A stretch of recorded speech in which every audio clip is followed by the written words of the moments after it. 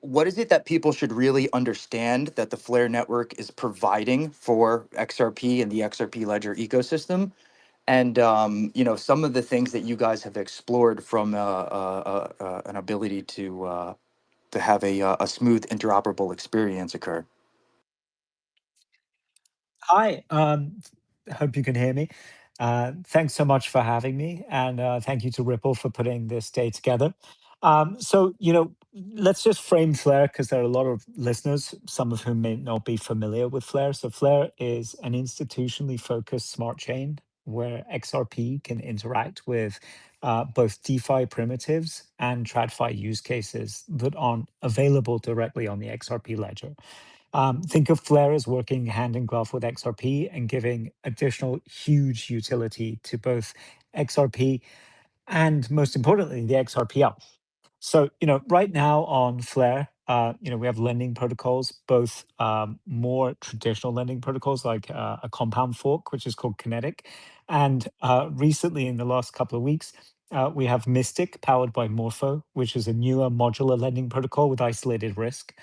This is the type of lending protocol that is favored by institutions.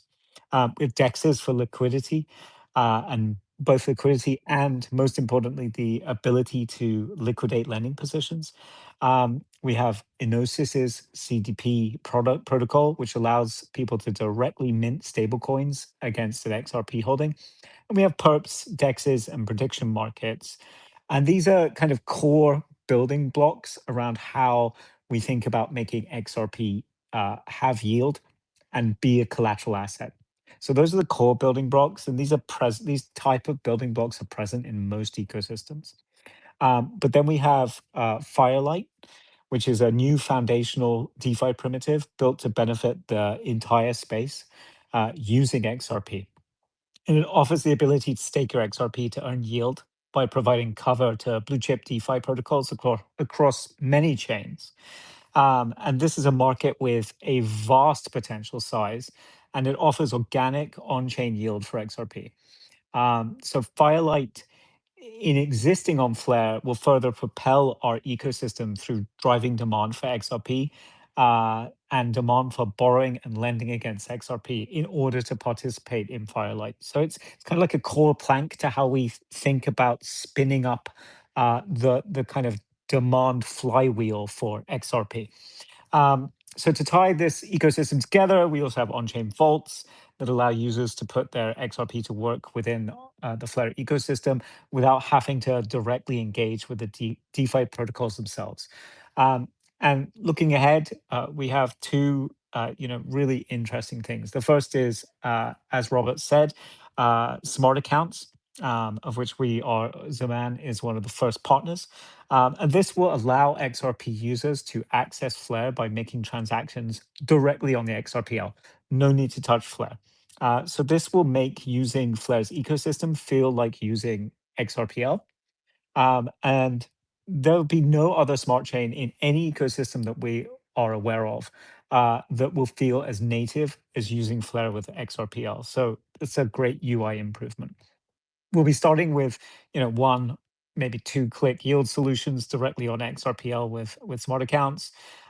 These make a transaction on the XRPL, and the intention of that transaction is then autonomously executed on Flare using Flare's data protocols.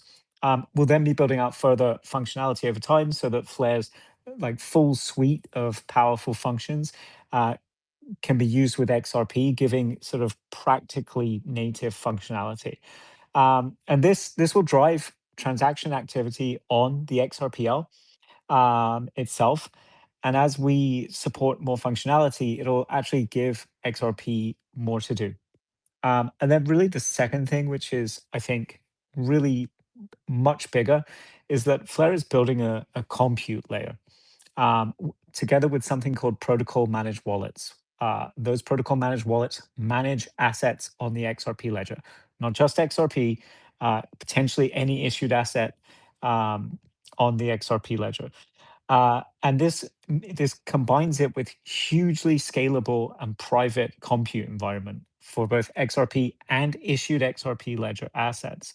And I think it's important for people to understand there's been a lot of conversation today about tokenization. And Ripple is leading the charge in tokenization and putting that on the XRPL. And the question is, you know, once you have all these tokenized assets, what can you do with them? Well, really, what we're building with the compute layer and with protocol managed wallets, you can build any institutional or crypto focused use case. So, what we're building with our compute layer and what we define as Flare 2.0, it won't just let XRP do more, it'll let the XRP ledger itself do more without having to do any protocol changes. So, from the XRP ledger's perspective, and Ripple's perspective, they're able to offer tokenization with private compute, i.e., the ability to transact between parties in complex manners privately without having to touch the XRPL code. And this puts them straight to the head of the queue on where to tokenize. Wow, that is incredible. I hope everybody in this space, if not, didn't get to comprehend that everything you had just said, goes back and listens to that, because